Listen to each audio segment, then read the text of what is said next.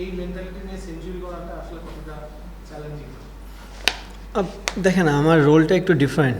আমি যখন টেস্ট ক্রিকেটে খেলি সামটাইমস ব্যাটিং করা লাগে মুশফিকুর রহিমের সাথে, মুশফিক ভাইয়ের সাথে, মিরাজের সাথে। যখন ব্যাটসম্যান থাকে মাইন্ড সেট আপটা টোটালি আলাদা থাকে, কারণ আপনি জানেন সিঙ্গেল হয়ে গেলে সিঙ্গেল হয়ে যাবে। বাট আমাদের টেলগুলো তো খুব একটা স্ট্রং না, যাদেরকে আমি প্রতি ওভারে 4-5 বল খেলার সুযোগ করে দেবো। অবভিয়াসলি আমাদের টেল যদি আরও ভালো ব্যাটিং করে ভবিষ্যতে, তাহলে এই অপরচুনিটিগুলো থাকবে যে আমি ফার্স্ট বলে 1 নিয়ে নিলেও তারা খেলতে পারবে। ডিফিকাল্ট, বাট সবচেয়ে বড় জিনিস যে এই পার্টিকুলার ইনিংসটাতে সেঞ্চুরির থেকে বড় জিনিস যে আমাদের টেলে যারাই ব্যাটিং করছে, তাইজুল ভাই, তাসকিন, শরীফুল, এই 3জন ব্যাটসম্যানই অনেকগুলো বল খেলেছে, যেটা একটা বিগ টোটাল। দেখেন স্বাভাবিক তারা তো রান করবে না, রান তো আমাকেই করতে হবে, যে ব্যাটসম্যান হিসেবে রান করার দায়িত্বটাও আমার। বাট ওরা যখন উইকেটে থাকে লাইফটা ইজি হয়ে যায় আমার জন্য। মানে লাকির কথাটা বাদ দিলে ওরা যে ফিল্ড সেট করেছিল আপনাকে শুরু থেকে, ওই ফিল্ডে ব্যাটিং করে, এবং এই ইনিংসটা আপনাকে কি রাওয়ালপিন্ডির সেকেন্ড টেস্টের কথা একটু মনে করে দিয়েছে? ওখানেও এর চেয়ে হয়তো খারাপ ছিল 26 রানে 6 উইকেট, বাট ওখানে মিরাজ ছিল আপনার সাথে। অনেকটাই। দেখেন রানের প্রেশার সবারই থাকে। আপনি যখন ফিল্ড ওয়াইড করবেন আপনার মোর অফ দ্য ডিসমিসাল চলে যাবে। But at the same time scoring অপরচুনিটিগুলো যদি দেখেন, আমার কিন্তু পেস বলে 6 মেরে রান করতে হয়েছে। সো আমার কাছে মনে হয় না খুব একটা ইজি ছিল, আউটফিল্ড অনেক স্লো। আর লাকিনেসের কথা তো ক্রিকেটে তো সবসময় আপনার যে আপনি 100-এ 100 থাকবেন জিনিসটা তেমন না, বাট যার পার্টিকুলার ডে থাকবে সে একটু লাক ফেভার পেলে এটা আরও কাজে লাগায় মানুষ।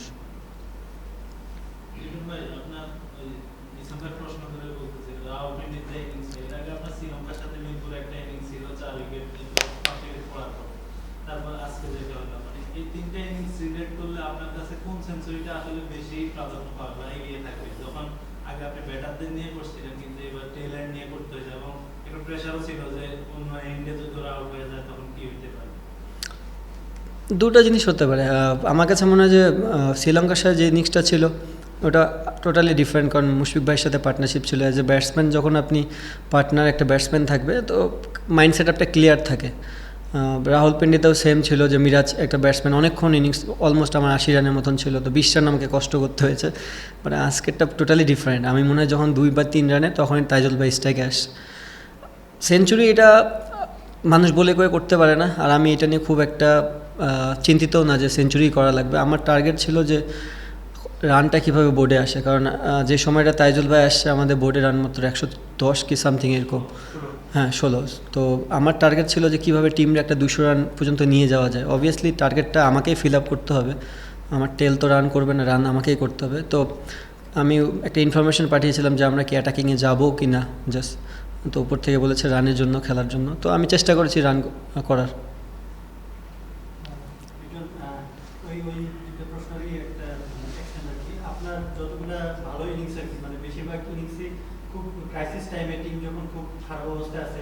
সেখান থেকে এইটা কি মানে আপনি করতে করতে অবস্থা গেলেন যে ক্রাইসিস মোমেন্টে আপনি আরেকটু বেশি এনজয় করেন নাকি ব্যাটিংটা?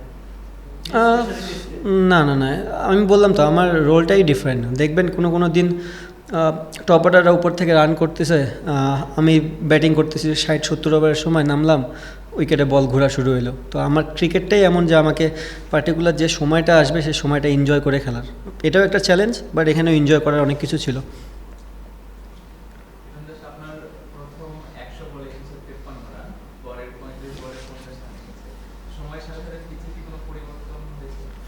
হ্যাঁ, আমার কাছে মনে হয়েছে আমি যখন উইকেটে নামি তখন উইকেটটা খুব একটা ইজি ছিল না, বাট যত সময় গেছে উইকেটটা ব্যাটিংয়ের জন্য ভালো ভালো হওয়া শুরু হয়েছে আস্তে আস্তে।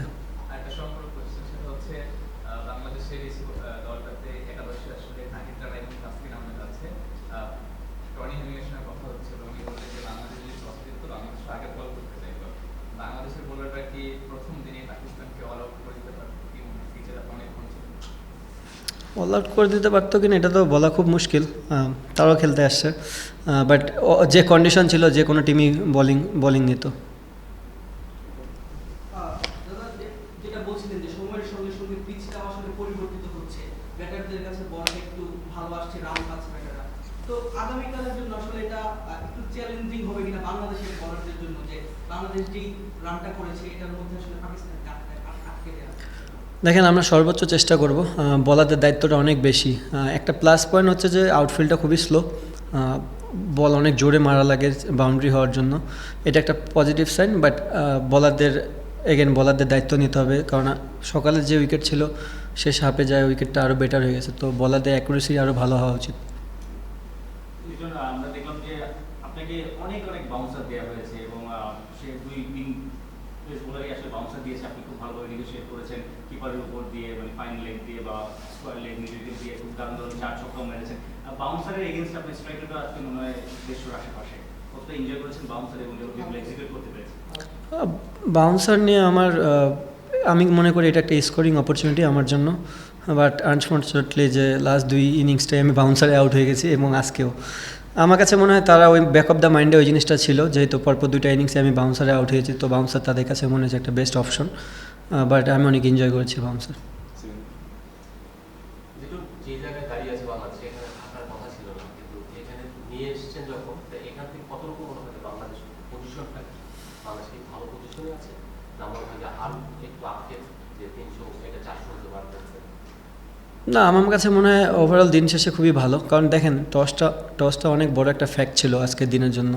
উইকেটটা খুব একটা ইজি ছিল না, তারাও যে উইকেট নিয়েছে তারা কিন্তু উইকেট ভালো ভালো বল করেই নিয়েছে, আমাদের ব্যাটসম্যানরা কেউই গিভ করে দেয়নি। সো জিনিসটা হচ্ছে যে উইকেট আরও বেটার হয়েছে, আমাদের চ্যালেঞ্জটাও আরও বেটার। চেষ্টা করতে হবে যে তাদের কীভাবে রান ছাড়া বোলিং করে 1-2টায় মাঝখানে উইকেট বের করা যায়, কারণ খুব একটা হেল্প এখন নাই এই উইকেটে। বাট আপনি যদি স্টিল ভালো জায়গায় বল করে যান অনেক লম্বা সময়ের জন্য, হয়তোবা তারা ভুল করবে, এবং ভুল করলে ওইটা আমাদের কাজে আসবে। আপনি যখন সেঞ্চুরি কাছাকাছি যাচ্ছিলেন, সব ফিল্ডার তো বাউন্ডারি, তো ওই সময় আপনার একটা সাইকোলজিক্যাল একটা ব্যাটারে ছিল, তারা জানেন যে আপনি কী করতে যাচ্ছেন, বাট আপনি করেছেন। যেমন মিড উইকেটে 2টা ফিল্ডার খুব ক্লোজ ছিল, সেটার মাঝখান দিয়ে আপনি 4টা মেরেছে। তো ওই সময় ওই স্কিলের সঙ্গে সঙ্গে আপনার ওই ক্যালকুলেশনটা, একজন ক্যালকুলেশন করতে দেখি, সেটা কীভাবে করছিলেন বা আপনার মাথায় কী চলছিল? দেখেন, এটা বলে তো বোঝানো যাবে না। হ্যাঁ, ওই সময়টা খেলতেছিলাম, আমার কাছে মনে হচ্ছিলো যে আমার 4টা করে বল খেলতে হবে, 1-2টা বল আমার ট্যালেন্টারকে দিতে হবে। জাস্ট মাথায় ওই জিনিসটাই ছিল যে যত বল আমি খেলবো। আর এগেন আমি বুঝতেছিলাম যে সামনের বলটা আমার জন্য রান করাটা কষ্টকর, তো আমিও চাচ্ছিলাম তারা ব্যাক অফ দ্য লাইনটা বল করুক, যেটা আমি স্কোরিং অপরচুনিটি করতে পারি, এবং ওরা করেছে। আপনি যদি দেখেন পেস বোলিংয়ের মোস্ট অফ দ্য রানই আমার ব্যাক অফ লেন্থের বলে এসেছে, তো তারাও সাকসেস, আমিও সাকসেস।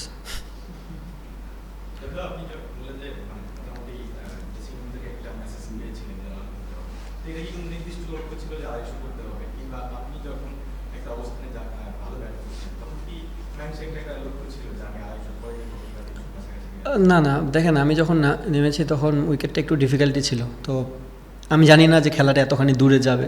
বাট ইনিশিয়ালি যখন যাই তখন আমার কাছে মনে হচ্ছিলো যে আমাদের টেলেন্টের অবস্থা খুব একটা ভালো না, কারণ আমারও অলমোস্ট 1 থেকে 2 রান। তো চিন্তা ছিল যদি আমরা মারতে যাই, যদি আরও 30টা রান করে অল আউটও হয়ে যাই, অ্যাটলিস্ট ডিফিকাল্ট কন্ডিশনে আমাদের বলাররা বোলিং করতে পারবে। এই মাইন্ড সেট আপ নিয়ে আমি ইনফরমেশনটা পাঠিয়েছিলাম। But at the same time তাদেরও ফিডব্যাক ছিল যে ঠিক আছে, অ্যাটাকিং ক্রিকেট খেলো। আর অ্যাটাকিং ক্রিকেট খেলার পরে আমার কাছে মনে হয়েছে যে না, আমি ওয়েল সেট হয়ে গেছি উইকেটে। আর ব্যাক অফ দ্য মাইন্ডে এটাও ছিল যে যদি বৃষ্টি চলে আসে কোনো কারণে, যদি 10টা ওভারও খেলতে পারি, এটা হয়তো বা হেল্প করবে ডে 5-এ যায়। তো ওই ক্যালকুলেশনটা পরে আস্তে আস্তে চেঞ্জ হয়ে গেছে।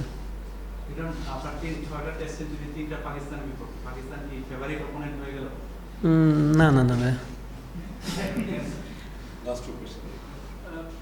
মানে রাওয়ালপিন্ডির 6 উইকেট পড়ে গেল আজকে, এবং কতগুলো ক্রাইসিস মোমেন্টে রান করেন, এবং গত মনে হয় 5 বছরে আপনার নিজেরই 10টা 100 পার্টনারশিপ আছে।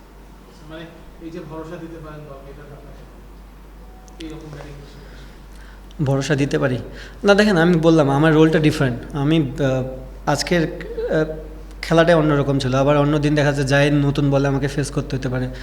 সো আমি সব কিছুর জন্য প্রিপেয়ার্ড থাকি, এবং বিশেষ করে এই ফরম্যাটটাতে চেষ্টা করি কীভাবে টিমরে হেল্প করা যায়। আমার মনে হয় যে লাস্ট কিছুদিন যাবত যাই খেলতেছি না কেন, সেটা টিমের হেল্প হচ্ছে। 98 থেকে একটা ডাবল নেওয়ার জন্য চেষ্টা করছি, এটা দিক থেকে 1 উইকেট, মানে শরীরকে 5টা উইকেট দিল, রিভিউ নিল, রিংস হইল, সেঞ্চুরি অপেক্ষাটা বাড়লো, ওই মুহূর্তটা আমি অনেক টেনশনে ছিলাম, বিশেষ করে যখন শরীফুলের পায়ে লাগছে আর কি। আমি ওটা বারবার বলতেছিলাম যে সামনে খেলার জন্য, কারণ ও তো অনেক টল, সো ব্যাক অফ লেন্থে গেলেই বলটা পায়ে লাগার চান্স বেশি। বাট ও খুবই ভালো সাপোর্ট দিয়েছে।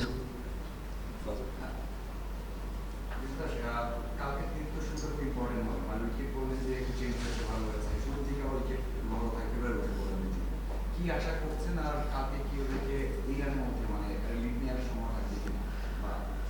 দেখেন চেষ্টা তো আমরা ফুল করব যে যে রানটাই আমরা দিয়েছি সেখান থেকে যেন লিড পাই, বাট ক্রিকেট আপনিও জানেন যে সিলেট উইকেটটা অনেকটা ব্যাটিং ফ্রেন্ডলি হয়ে যায়। কন্ডিশনটা যদি এমন না হতো হয়তো বা প্রথম দিন থেকে ব্যাটিং ফ্রেন্ডলি হতো, বাট এখন দেখা যাক সকালবেলা যদি আবার ওয়েদারটা একটু মেঘলা থাকে, আমরা যদি আবার বোলিং করি, সো ওই 10টা ওভার ভেরি ইম্পর্টেন্ট, ওখান থেকে যদি 1-2টা উইকেট নিতে পারি তারাও ব্যাকফুটে পড়বে। তো মেন জিনিস হচ্ছে বলারদের লম্বা টাইম ধরে বল করতে হবে এবং ভালো জায়গায় বল করতে হবে, যেন এই লিডটাও যদি ওরাও পায় বাট এটা যেন সময় নিয়ে পায়। সাজিদ খান আর আপনার টেলে তো তিনজনই লেফটি, ওই ফেজটা আপনি কিভাবে আর কি ম্যানেজ করছেন? ম্যাক্সিমাম ওভার তো আপনি খেলছেন 4টা কখনো 5টা বল যখন ওদেরকে প্রোটেক্ট করতে হতো। হ্যাঁ, ওই যে আমি বললাম যে আমার ট্যালেন্টগুলো তো এতটা ভালো না যে আমি কনফিডেন্স সহকারে দিতে পারবো 6 বলের জন্য। সো একজনকে দিয়েছিলাম, সে ফার্স্ট বলে আউট হয়ে গেছে। সো ওর পরে আমি আরও নিজে সতর্ক হয়ে গেছি যে খেলা আমারই লাগবে, যত কম দেওয়া যায় কি 1-2 বল।